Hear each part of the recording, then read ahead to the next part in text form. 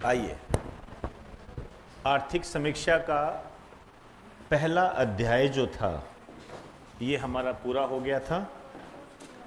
उसमें मैंने आपको सकल राज्य घरेलू उत्पाद, शुद्ध राज्य घरेलू उत्पाद, इसके संबंध में हमने बताया था। मूल्यवर्धन के संबंध में थोड़ी हल्की सी नज़र रखें, ज़्यादा उस पर ध्यान देने की इतनी आवश्यकता नहीं है। अब जो मैं स्टार्ट करने जा रहा हूँ इसका दूसरा अध्याय है। नए पेज से हेडिंग डाल दीजिए, दूसरा अध्याय है। इसका नाम है कृषि व संबद्ध क्षेत्र।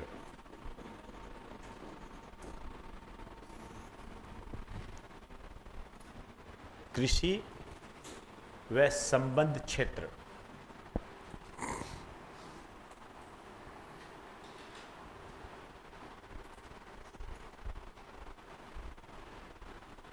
कृषि व संबद्ध क्षेत्र। अब ये बात आती है कि इसके अंदर कौन कौन से सिस्टम आते हैं कृषि व संबद्ध क्षेत्र में।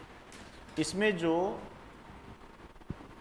प्राथमिक रूप से जो गतिविधियां आती है ये आपको ध्यान रखना है। प्राथमिक रूप से शामिल गतिविधियां,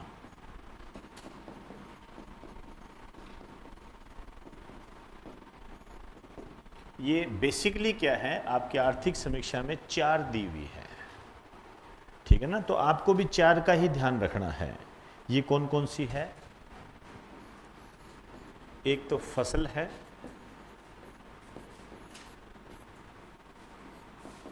एक पशुपालन है,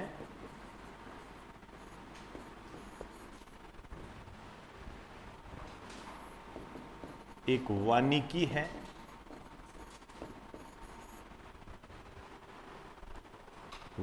है, और एक मत्स्य है।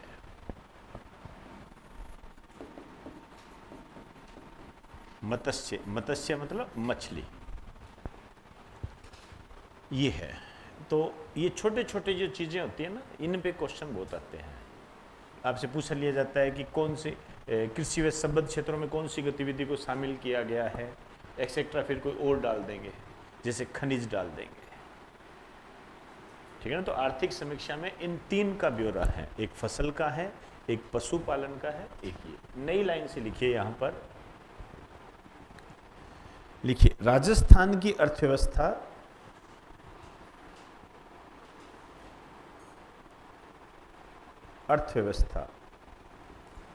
और अधिकांश जनसंख्या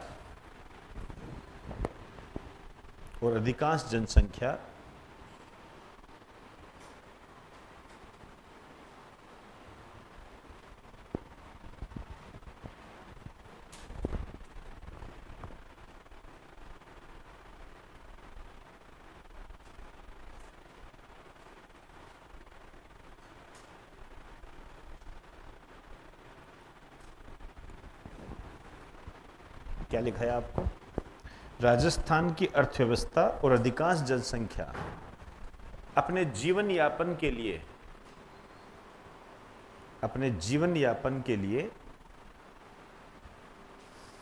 इन गतिविधियों पर निर्भर करती है।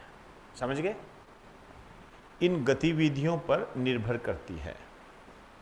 तो हमारी जो इकोनॉमी है वो भी इस पर डिपेंड करती है, और इकोनॉमी के साथ साथ यहाँ के जो निवासी है उनका जो जीवन यापन है वो भी इन पर डिपेंड करता है।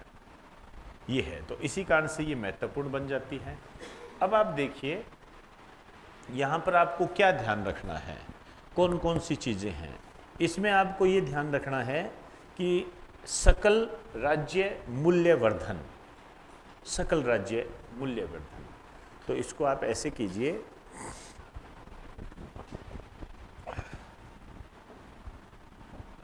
पेज के बीच में लिखना,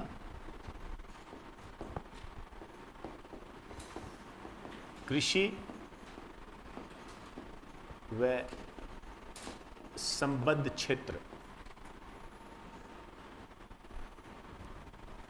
पेज के बीच में लिखिए कृषि व संबद्ध क्षेत्र, ठीक है। इसका हमें पता करना है सकल राज्य मूल्यवर्धन।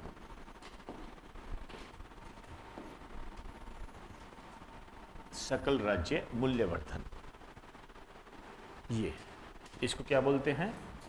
इसको बोलते हैं gross state value added. Gross state value added. मूल्यवर्धन के बारे में मैंने आपको पिछले पार्ट में बता दिया था कि मूल्यवर्धन क्या होता है। जैसे दूध से रसगुल्ला बनाने के लिए जो प्रोसेस लगा है, उसमें जो वैल्यू एडेड किया है, उसे यह मूल्यवर्धन बोलते हैं। ठीक है ना?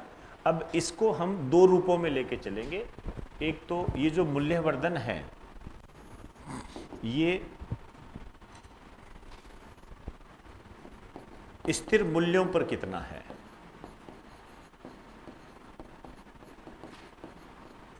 जब स्थिर मूल्यों की बात करते हैं तो हमारे सामने 2011-12 वर्ष आता है। दूसरा है चालू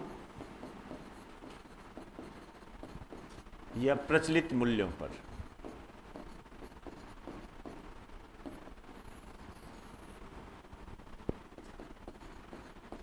ये होता है 2023-24। तो यदि हम स्थिर मूल्यों की बात करते हैं, एट स्टेबल प्राइस, इसकी बात करते हैं, तो जो सकल राज्य मूल्यवर्धन है, ये है 2.05 लाख करोड़। ये स्थिर मूल्यों पर है, 2.05 लाख करोड़। और इसमें जो वृद्धि दर्ज की गई है, ये 3.86% की, 3.86% की है ये। अब ये थोड़ा सा आपको ध्यान रखना है कि सकल राज्य मूल्यवर्धन जो है कृषि व संबद्ध क्षेत्र के संबंध में 2 लाख, लगभग 2 लाख करोड़ है और 3.86% के आसपास इसकी वृद्धि है। इधर जब आप आओगे प्रचलित मूल्यों पर, ये है 3.82 लाख करोड़, 3.82 लाख करोड़, ये इतना होता है,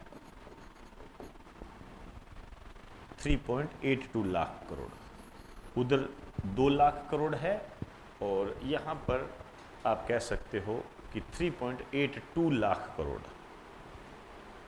ठीक है, एक तरीके से आप ये कह सकते हो कि स्थिर मूल्यों पर जो वृद्धि है वो चालू प्रचलित मूल्यों पर योगदान है, इसका इतना प्राप्त किया है। ऐसे देखो तो मिलता जुलता आंकड़ा है ना, ऐसे थोड़े से चीज़ें निकालोगे ना तो चीज़ें क्लियर भी रहेगी।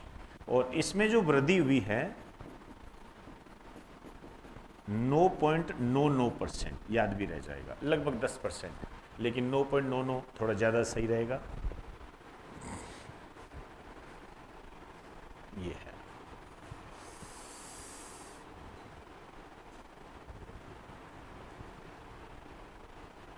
ये है, चलें तो 2.05 लाख करोड़, 3.86% की वृद्धि है। उधर 3.82 लाख करोड़ और 9.99% की वृद्धि है सकल राज्य मूल्यवर्धन के अंदर। ये ध्यान रखना है आपने, ये पूछा जाता है, आपसे पूछ लिया जाएगा कि कृषि व संबद्ध क्षेत्र का सकल राज्य मूल्यवर्धन कितना है, स्थिर मूल्यों पर या प्रचलित मूल्यों पर, तो वो बताना पड़ेगा। वृद्धि पूछ ले तो ये चीज़ें हैं।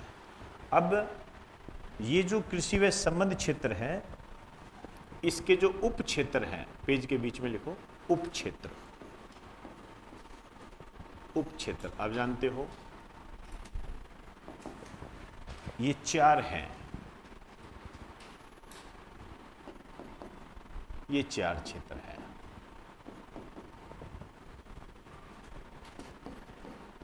एक है फसल, पशुपालन,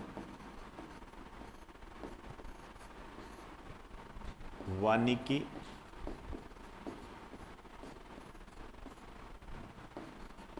मत्स्य। अब देखो इसमें मैं ये तो नहीं कहूँगा कि आप इसके परसेंटेज याद करो, परसेंटेज वगैरह इसके इतने इम्पोर्टेंट नहीं है। जैसे मैं इसकी बात करूं तो 44.53%,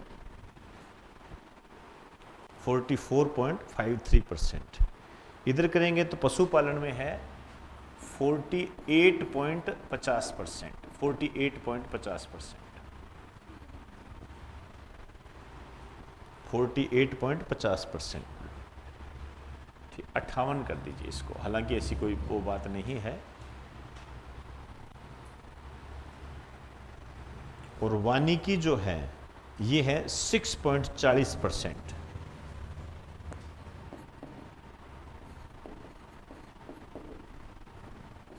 मत्स्य है 0.49%, देखो ऐसे नहीं कहेंगे कि फसल में कितनी वृद्धि हुई या ऐसा नहीं होता, ठीक है, बहुत कम चांस, कोई बहुत ही ज़्यादा दिमाग ही खराब हो तो कह नहीं सकते कुछ भी। यहाँ पर क्या होता है, जैसे आपसे कहेगा कृषि व संबद्ध क्षेत्र में निम्न में इसमें किसमें सबसे ज़्यादा वृद्धि दर्ज की गई, तो वो दे देगा ऑप्शन फसलों में, पशुपालन में, वानिकी में, मत्स्य में, ऐसे दे देगा। तो सबसे ज़्यादा वृद्धि किस में दर्ज की गई है, पशुपालन में। ये आपके लिए इंपॉर्टेंट है, क्योंकि जब आप आर्थिक समीक्षा का अगला पेज उठा के देखोगे ना, तो उसमें बकायदा पशुपालन को हाईलाइट किया गया है कि इसमें किस प्रोडक्ट में सबसे ज़्यादा वृद्धि हुई, ठीक है ना। तो सबसे ज़्यादा जो वृद्धि हुई थी वो दूध के अंदर हुई थी। तो आपको ऐसे करना है, इसको क्या है, ऐसे 4 भागों में बांट दीजिए। भी पशुपालन में हम क्या देखते हैं, मुख्य रूप से तो देखिए 3 ही हैं,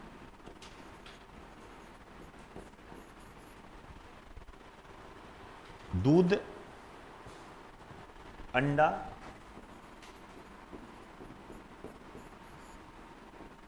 मांस। अब ये मांस वगैरह हो गए, चिकन वगैरह हो गए, ये सब इसके अंदर ही है, मांस और अन्य। ये क्या है, इसके प्रोडक्ट है, आप ये कह सकते हो, पशुपालन से संबंधित प्रोडक्ट है इसके। इसको थोड़ा हाईलाइट किया गया। जैसे दूध की बात करें तो इसमें जो वृद्धि दर्ज की गई है 80.64%, 80.64, मतलब 80% दूध में वृद्धि। पशुपालन के का जो प्रोडक्ट होता है, जब पशुपालन करते हैं तो दूध के रूप में हमारे सामने प्रोडक्ट आता है, तो इसमें जो योगदान रहा है ये 80.64% का, इतना योगदान रहा है, मतलब दूध का। वैसे भी आप देख लीजिए, ये जो मांस वगैरह है, अंडा, इनका थोड़ा कम ही होगा, 12.36%, इसका लिख दीजिए 12.36%, इसका योगदान इतना है। और 6.35%, आधा आधा कर लो, इधर 12% है, इधर 6% है, ऐसे हो जाएगा ये, ठीक है ना। ये इसका ये ध्यान रखना है, दूध वाले का, दूध का कितना योगदान है, क्योंकि ये इतनी ज़्यादा चर्चा में नहीं दिखेंगे आपको, दूध ज़्यादा चर्चा में दिखता है, दूध की किल्लत हो गई है। अन्य में कोई खास बात नहीं है, लिख दीजिए 0.64%,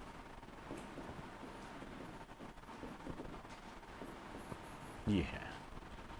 तो सबसे ज़्यादा योगदान जो इसके अंदर रहा है वो दूध का रहा है 80%, फिर अंडा है, फिर मांस है। वैसे भी आपको ये जानकारी हो जाएगी। इसमें क्या कर रखा था, लगभग आधे से थोड़े से कम पेज पर इसको हाईलाइट किया गया था, ठीक है ना। इस कारण से ये चीज़ें महत्वपूर्ण हो जाती है। चलिए अब हम बात करेंगे भू उपभोग की, ठीक है। लेकिन भू उपभोग को पढ़ने के लिए सबसे पहले हमें ये पता करना पड़ेगा सीमांत क्या होता है, लघु क्या होता है, इसके बारे में। पेज के बीच में लिखो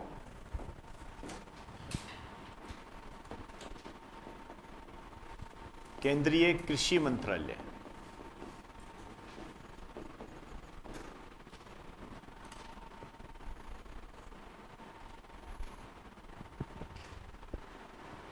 हमारा जो केंद्रीय कृषि मंत्रालय है ये बताता है जोत के बारे में। जोत, एग्रीकल्चर फील्ड कहते हैं, जोत इसकी कैटेगरी के बारे में बताता है। अब इसकी कैटेगरी तो देखिए 5 है, नीचे हम लिखेंगे, लेकिन इसको कैटेगरी को लिखने से पहले हमें ये पता होना चाहिए कि ये जोत क्या होती है। जोत मतलब जहाँ पर जुताई होती है, मतलब जहाँ पर खेती होती है। तो आपको शब्दों का अर्थ पता होना चाहिए। जोत के आगे लिख दीजिए ऐसी जमीन जिस पर खेती की जाती है।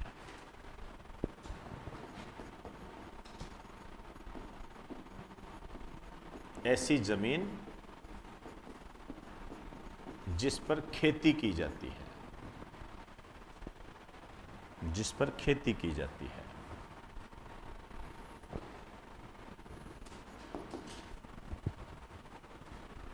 अब देखिए इसकी 5 कैटेगरी होती है।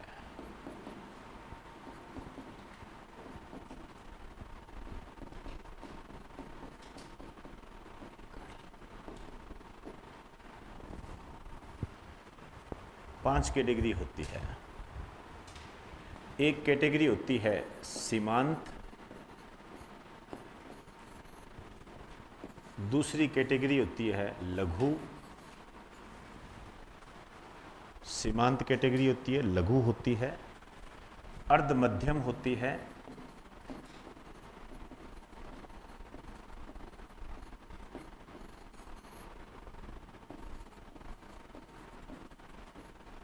और मध्यम होती है, और लास्ट आप कह सकते हो बड़ा आकार या वृद्ध कह सकते हो, बड़ा आकार। ये 5 कैटेगरी मानी गई है, सीमांत। और ये जो सीमांत होती है फ्रंटियर, मतलब 1 हेक्टेयर से कम, जैसे कहते हैं ना सीमांत किसान, ऐसा किसान जिसके पास 1 हेक्टेयर से कम भूमि होती है उसे हम सीमांत किसान बोलते हैं। तो सीमांत भूमि कौन सी हो जाएगी? जो 1 हेक्टेयर से कम होती है। 1 हेक्टेयर का मतलब होता है लगभग 2.5 बीघा के आसपास, लगभग, ठीक है ना, एक्यूरेट पर जाने की भी आवश्यकता नहीं है। लघु का मतलब है 1 से 2 हेक्टेयर।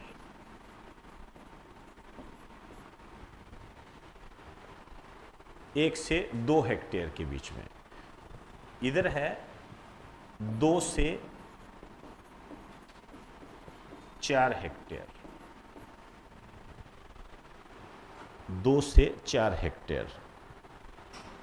मध्यम है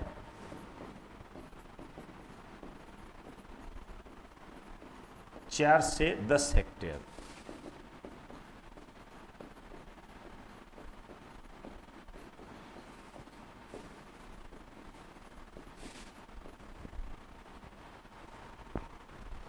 दस हेक्टेयर से अधिक,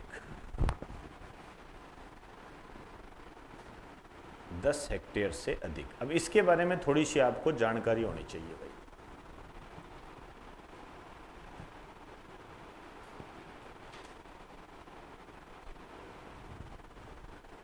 ठीक है ना, ये इस मतलब चीज़ों को समझने के लिए महत्वपूर्ण है। जनरली बहुत कम चांस है कि आपसे पूछेंगे कि लघु किसान क्या है, ऐसे तो पूछे भी तो 1 हेक्टेयर से कम सीमांत है, 1 से 2 के बीच में लघु है, 2 से 4 अर्ध मध्यम है, 4 से 10 मध्यम है, और 10 से ज़्यादा वृद्ध हो जाएंगे, ये बड़े आकार के हो जाएंगे। अब आ जाइए वापस पेज के बीच में लिखो भू उपयोग। भू का मतलब भूमि, मतलब भूमि जो उपयोग में आती है, इसके लिए कहा जाता है राज्य का कुल प्रतिवेदित क्षेत्रफल।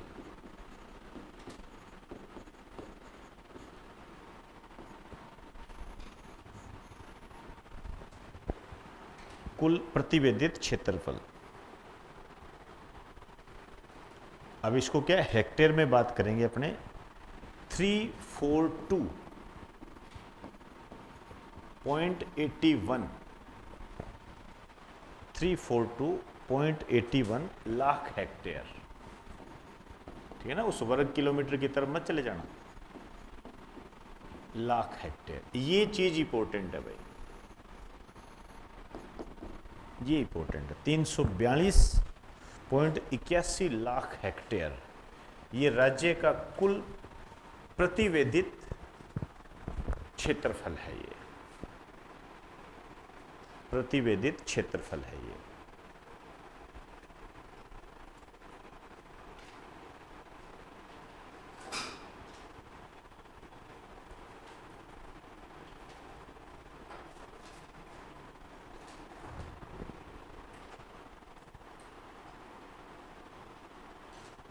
ठीक है, देखिए प्रतिवेदित का मतलब होता है ज्ञात,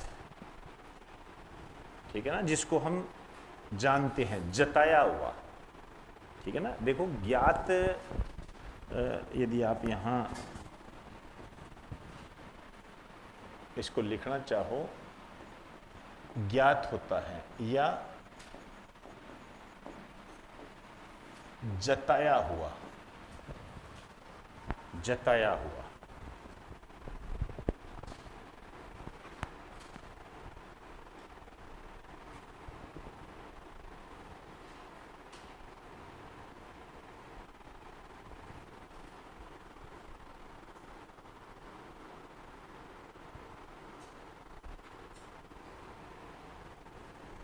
चले, जताया हुआ मतलब जैसे कहते हैं ना, कोई चीज जताई जाती है कि ये मेरी है, वैसे प्रतिवेदित क्षेत्रफल इसको बोलते हैं। अब इसमें क्या है, सारी चीजें आती है, बहुत सारी चीजें आती है भाई। राजस्थान में बंजर भूमि कितनी है, राजस्थान में वानिकी कितनी है, राजस्थान में कृषि के अतिरिक्त अन्य उपयोगी भूमि कौन सी है, ये बहुत सारी चीजें आती है। इसमें सारों की तरफ आपको ध्यान देने की जरूरत नहीं है, बस आपको ये ध्यान देना है कि ये जो है इस पूरे सिस्टम के अंदर सबसे ज्यादा, या आप ऐसे कह सकते हो कि शुद्ध बोया गया क्षेत्र,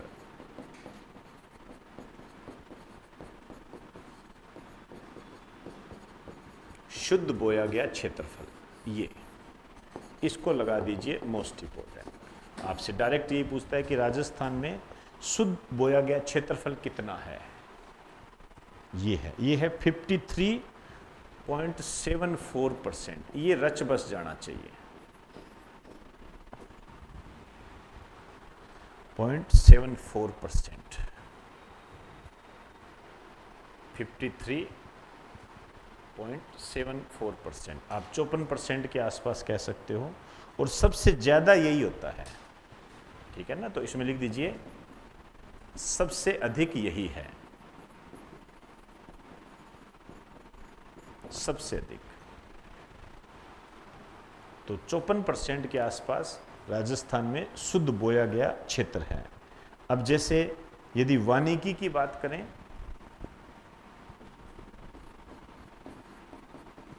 वानिकी ये है 8.09%। राजस्थान में जो वानिकी का भूमि है उसमें 8.09, और कृषि के अतिरिक्त अन्य उपयोगी भूमि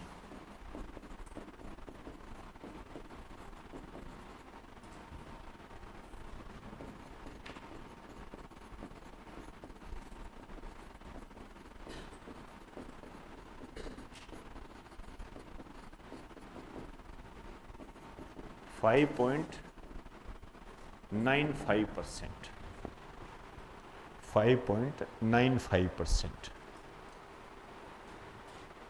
ये परसेंटेज याद करने की जरूरत नहीं है, मैंने जो बताया वो करना है। ज़्यादा से ज़्यादा यदि आप करना चाहो तो ये कर सकते हो, बंजर भूमि। ये इस टाइप के क्वेश्चन कई बार बन जाते हैं कि राजस्थान में बंजर भूमि कितनी है, क्योंकि बंजर भूमि के विकास के लिए काम चलता है ना, इसलिए ये आपके आ सकता है। ये है 10.39%, मतलब 11% के आसपास, या 10% भी कह सकते हो।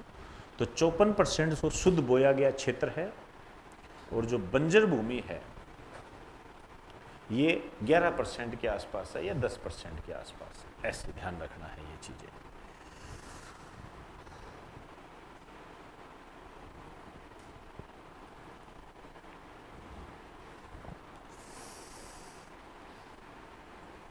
चलें, आइए, समझ में आई जी बात सारी।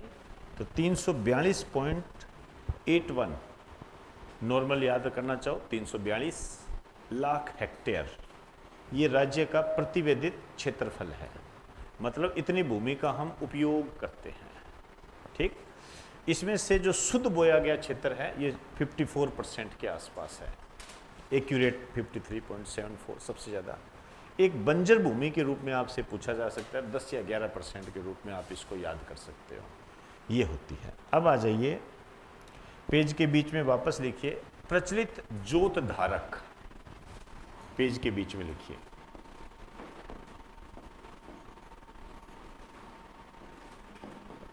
अब मैं जैसे लिख रहा हूं वैसे लिखना, प्रचलित जोत धारक।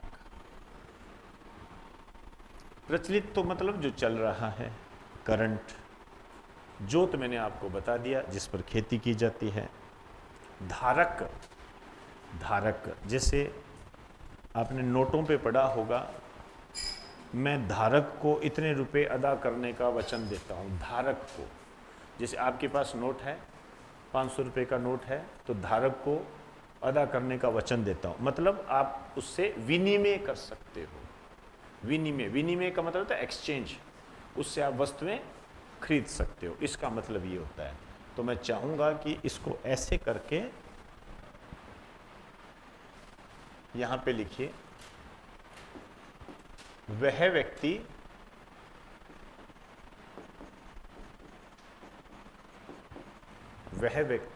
जो विनिमय पत्र का अधिकारी होता है,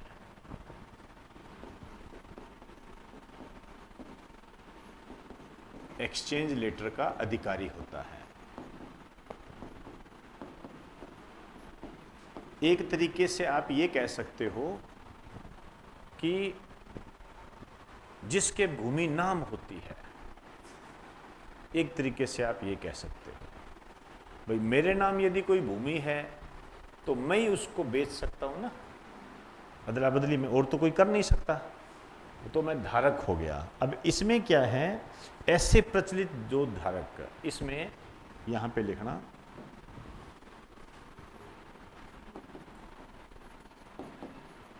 भूमि जोतों की संख्या,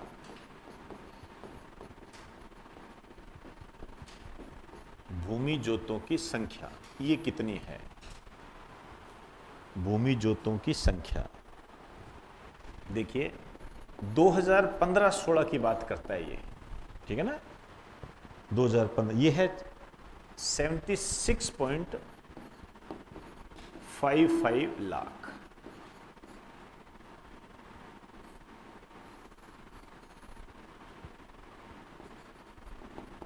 मोस्ट इंपॉर्टेंट। तो राजस्थान में भूमि जोतों की संख्या कितनी है, 76.55 लाख, इतनी है ये, ठीक है। ये याद रखने की वैसे जरूरत नहीं है, इसकी तुलना 2011-12 से की गई है, ठीक है। उस समय थी 68.88 लाख, मतलब पहले कम थी और अब ज्यादा है। और इनका जब आकलन करते हैं तो 11.44% की वृद्धि हुई है। ये इंपॉर्टेंट है। तो भूमि जोतों की संख्या में कितने प्रतिशत वृद्धि हुई है, 11.44% की, और भूमि जोत है कितने, 76.55, 76.55, तो 11.14% की वृद्धि हुई है।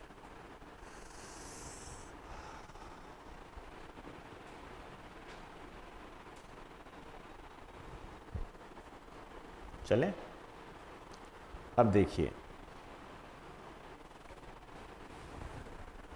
मतलब इसका अर्थ क्या निकला कि लोगों के नाम जमीन ज्यादा हो रही है, ठीक है। जैसे आपके पिता के पास जमीन है, ठीक है ना, आपके पिता के पास 50 बीघा जमीन है, आप 5 हो, तो एक पिता है, उसके पास 50 बीघा है, उनने 5 पुत्र पुत्रियों के नाम कर दी, तो 5 बन गए ये, समझे ना, 5 बन गए। इस कारण से हमेशा इसमें बढ़ोतरी ही होगी, कमी नहीं होती है, क्योंकि नाम उस जमीन के हिस्से बन जाते हैं ना।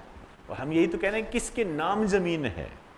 आज आपके पास जमीन है, आप उसको नहीं बेच सकते, उसको बेचने का अधिकार आपके पिता को है, क्योंकि वो धारक है ये। तो इससे क्या हो रहा है,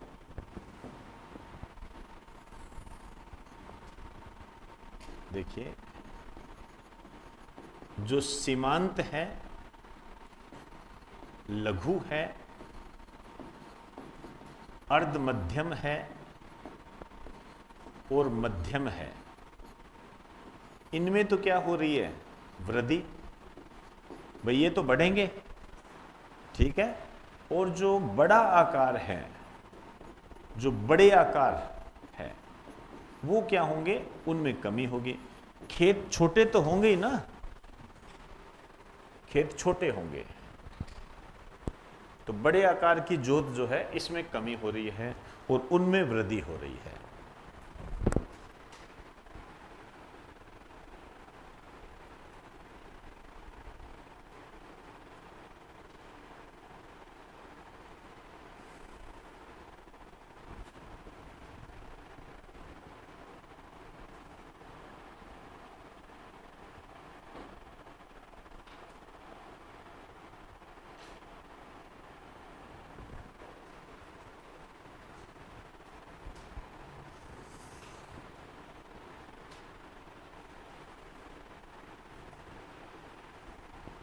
चले, समझ में आई जी बात सारी है। क्या मैं ये कह सकता हूं कि संयुक्त परिवार टूट रहे हैं, जॉइंट फैमिली टूट रही है? कह सकते हैं भाई जमीन नाम होगी तो जॉइंट फैमिली कहां रह गई वो, ठीक है ना। तो इससे हमें ये पता चलता है, लिख दीजिए, इससे पता चलता है कि संयुक्त परिवार टूट रहे हैं।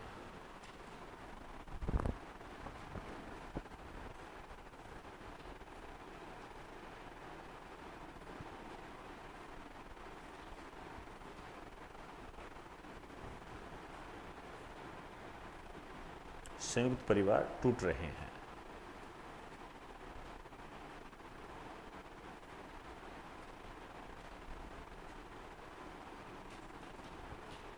चलें, आइए, ये तो होगी जोतों की संख्या। अब आइए पेज के बीच में लिखिए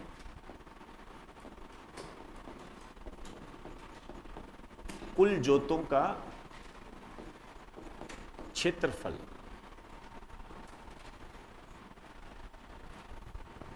ध्यान रखना, ये महत्वपूर्ण होते हैं, इनमें गड़बड़ी मत कर देना।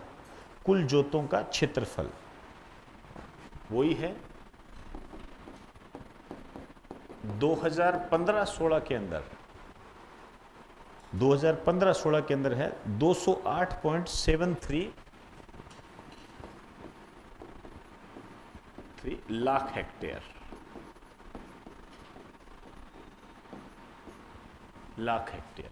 अब देखिए वहां हमने क्या लिखा था, लाख, लाख लिखा, क्यों, ये संख्या है, समझे ना बात को, ये संख्या है, गड़बड़ी मत कर देना बिल्कुल, यहां होती है गड़बड़ी, ये संख्या है और ये क्या है, क्षेत्रफल है ये, तो लाख हेक्टेयर में हमने दिया, तो इसको आप लगा दीजिए मोस्ट इंपोर्टेंट है। तो भूमि जोतों की संख्या जो है ये तो है 76.55 लाख, आप 76 लाख कह सकते हो, और जो क्षेत्रफल है भूमि जोतों का वो 208 लाख हेक्टेयर है। ऐसे याद रखने के लिए बता रहा हूं, एक्यूरेट आपके सामने है। 2011-12 ये काम का नहीं होता है, ये जो है ये था 211.36 लाख हेक्टेयर, 36 लाख हेक्टेयर। अब आप देख लीजिए इसमें कमी हो रही है, ठीक है।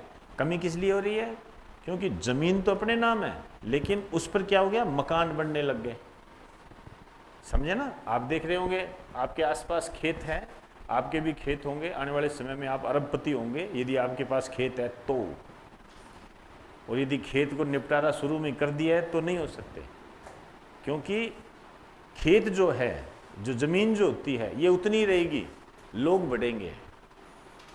आपने देखा होगा कि आसपास ऐसे कॉलोनियां बन गई, कॉलोनियां, आपका खेत दायरे में आ गया, अब बिल्डर आता है शहर से, कितने चाहिए, आप जितना बोलोगे उतने देगा वो, जितना बोलो उतना, महंगी, लगातार महंगी होती जा रही है। ऐसे है ये। तो जमीन कभी भी धोखा नहीं देती है, ध्यान रखना। अपनी जमीन को कभी नहीं बेचना चाहिए, और यदि जमीन बेचते हो तो जमीन बेचने के बदले जो है जमीन ही खरीदिए। हमेशा नियम यही होता है, जमीन बेच के विवाह नहीं होता है, जमीन बेच के तैयारी नहीं होती है। जैसे आपके क्षेत्र विशेष में चलता है कि जमीन बेच के नौकरी लगवा देते हैं किसी तरीके से, फिर वो लड़की वाले से ले लेते हैं वो सारे पैसे। ये नहीं है, गलत होता है, ध्यान रखना। जमीन कभी नहीं बेचनी चाहिए, ध्यान रखना, हमेशा ध्यान रखना, क्योंकि आदमी हमेशा ज़्यादा बढ़ेंगे, जनसंख्या हमेशा बढ़ेगी। भारत का क्षेत्रफल 47 में इतना ही था, लेकिन जनसंख्या वो बढ़ती जा रही है, तो ज़मीन की कीमत ऐसे बढ़ती है, ध्यान रखना हमेशा। ये चीज़ें हैं। हमने बहुत टाइम पहले आपको बताऊं, एक सूरतगढ़ में ज़मीन खरीदी थी 70,000 रुपये की, बताइए 70,000 रुपये की 10 बीघा, इतनी ज़मीन खरीदी थी। अब वो कुछ नहीं था, ऐसे ही छोड़ दे, ठीक है छोड़ दो, पता नहीं क्या हो गया, छोड़ो यार। आज आप देखोगे उसके चारों तरफ कॉलोनियाँ आ गई, इधर नवोदय विद्यालय आ गया, इधर मिलिट्री आ गई, बीच में हमारी ज़मीन, हम बैठे हैं ऐसे। अब आप सोचिए, और कब किया? 70,000, क्या है, क्या वैल्यू है उसकी? ये चीज़ें, तभी ये जो बड़े बुजुर्ग बोलते हैं ना, ये बहुत बढ़िया बोलते हैं। आइए, अब इसमें क्या है, 1.24% की कमी है, ये 1.24% की कमी। ये आंकड़ा ध्यान रखना है आपने, इसको लगाइए मोस्ट इंपॉर्टेंट, कमी है ये।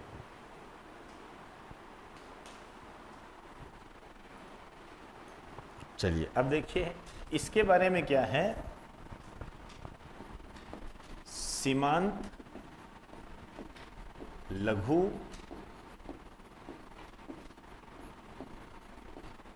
और अर्ध मध्यम, सीमांत, लघु, अर्ध मध्यम,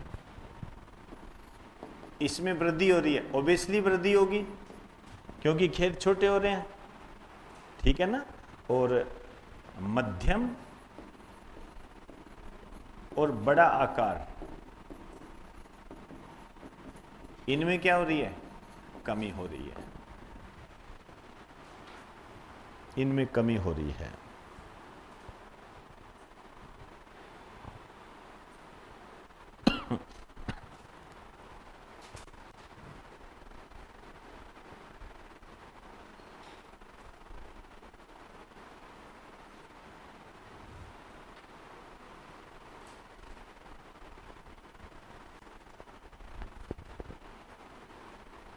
चले, आइए अब इसको आगे बढ़ने से पहले मैं आपको कुछ बातें बताना चाहूँगा।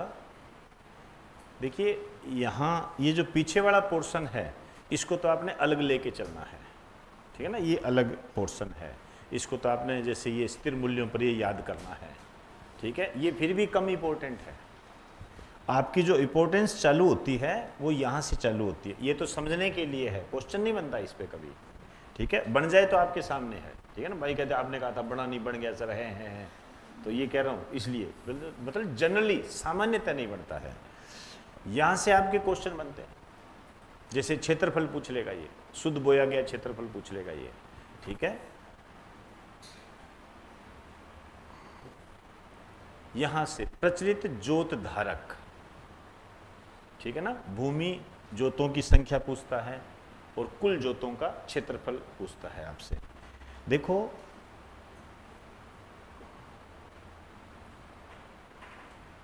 चलो पहले मैं करवा देता हूं आपको, फिर ही लिखेंगे।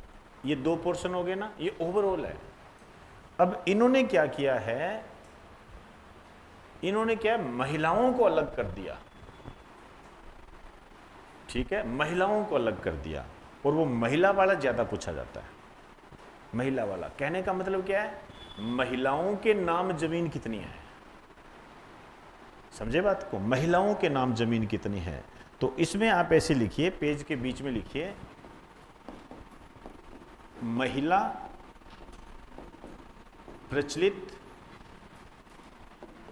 जोत धारक, महिला प्रचलित जोत धारक। अब आप देखिए, पहले हमने क्या लिखा है, ठीक है ना, ये अंतर करना है आपने, तभी आप इसमें न्याय कर पाओगे। बाद में एक छोटा सा मैं आउटलाइन बनाऊंगा, आप वो ही पढ़ लेना। तो ये प्रचलित जोत धारक है, और ये जो है महिला प्रचलित जोत धारक है। अब इसमें हम किसकी बात करेंगे,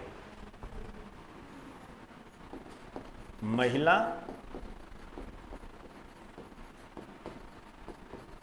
प्रचलित, महिला प्रचलित भूमि जोतों की संख्या,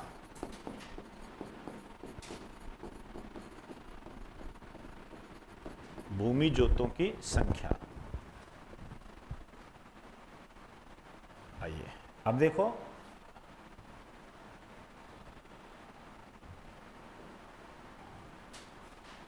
से मैंने यहां पर सिर्फ क्या किया है, महिला शब्द ही जोड़ा है। ये है, ये कितनी है लिख दीजिए,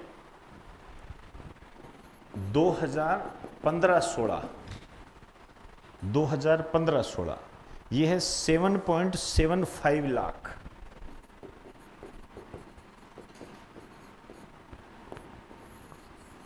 लगा दीजिए, मोस्ट इंपॉर्टेंट,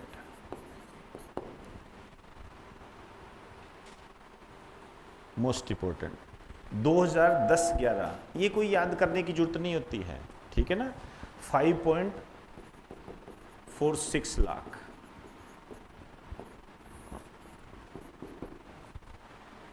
इसमें जो है 41.94% की वृद्धि, 41.94% की वृद्धि हुई है, ये लगभग 42% की वृद्धि। इसका मतलब क्या हम कह सकते हैं कि वुमेन एम्पावरमेंट बढ़ रहा है, महिला सशक्तिकरण बढ़ रहा है, तो भूमि जोतों की संख्या बढ़ रही है। इसमें ये सभी में है, ये सीमांत में है, और वृद्ध यहां पूरा ही लिख देना, बड़ा आकार वगैरह।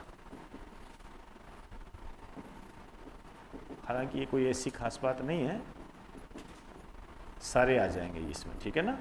और सब में क्या कर दोगे, वृद्धि,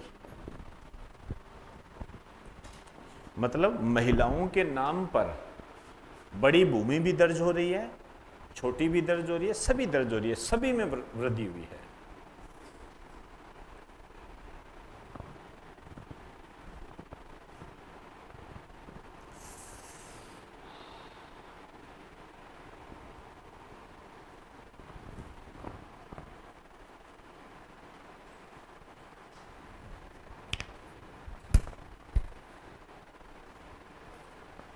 चले,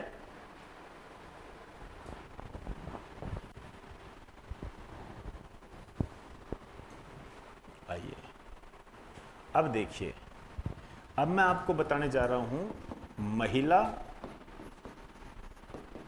भूमि जोतों का क्षेत्रफल, महिला भूमि जोतों का क्षेत्रफल। अब आप देखिए, यहां हमने क्या लिखा था, ये देखो, कुल जोतों का क्षेत्रफल, ये तो ओवरऑल होगी सारी, पुरुष और महिला दोनों आ गए इसके अंदर। और इधर जो है महिला, अकेली महिला के लिए, अकेली महिला के लिए ये जो है 2015-16, इसमें है 16.55 लाख हेक्टेयर, 16.55 लाख हेक्टेयर। लगा दीजिए, मोस्ट इंपॉर्टेंट। 2011 10-11 ये कोई काम का नहीं होता है। इसमें लिख दीजिए 13.30 लाख हेक्टेयर।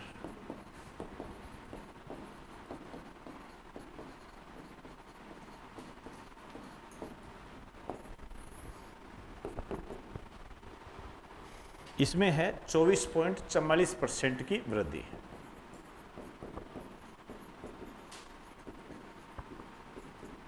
इसको भी लगा दीजिए मोस्ट इंपोर्टेंट।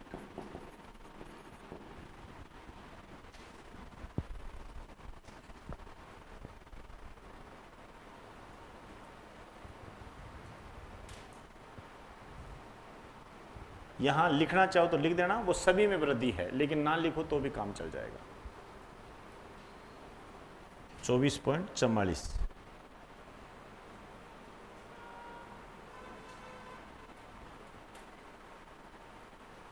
आइए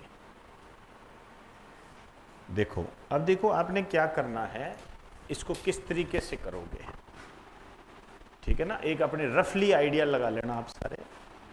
जैसे एक तो हमने क्या बात की है, सबसे पहले हमने क्या बात की है,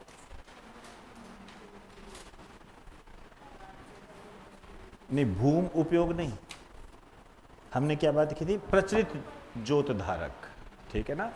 तो एक तो हमने बात की है प्रचलित ज्योत धारक, ठीक है। और एक दूसरी हमने बात क्या की है, कुल ज्योतों की संख्या, कुल ज्योतों का क्षेत्रफल।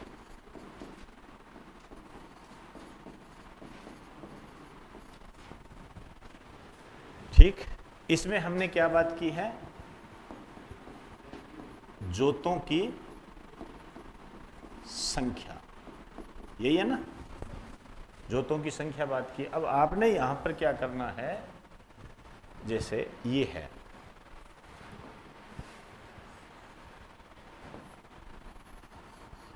इसको एक तो आप ओवरऑल मान लो, ठीक है। अब इसमें कौन सा लिखोगे, वो वाला। जैसे आपने प्रचलित दो धारक लिखा है तो 76.55 लाख, ठीक है ना। यहां धीरे से क्या लिख दोगे, ये 11.44% की वृद्धि। और फिर यहां जो पोर्शन लगाओगे ये महिला वाला कर लोगे। महिला में यहां क्या लिख दोगे, 7.75 लाख। वृद्धि कितनी है, 41.94% की वृद्धि, ठीक है। अब इधर कुल ज्योतों के क्षेत्रफल में इधर क्या लिखोगे, 208.63 लाख हेक्टेयर। इसमें वृद्धि कितनी है, 1.24% की वृद्धि है? कमी, सॉरी माफी चाहूंगा, ये कमी है। और इधर क्या है, 16.55 लाख हेक्टेयर, ठीक है ना। उधर ओनली लाख है, इधर हेक्टेयर है। ये कितना है कि वृद्धि, ऐसे है। बस ये पढ़ना है। अब इसको ऐसे पढ़ोगे ना तो ये ऐसे हो जाएगा, नहीं तो आप जानते हो इधर उधर चांस पक्के हैं, ठीक है ना। ध्यान रखो इसका। वैसे ये मैंने वही बात बताई है जो आपको अभी सारी लिखाई है, लेकिन ऐसे ये इनको बोलते हैं शॉर्ट नोट्स, शॉर्ट नोट्स बोलते हैं। ये वैसे तो देखो बेटा खुद को ही बनाने होते हैं, लेकिन मैंने आपको एक तरीका बता दिया, ठीक है ना।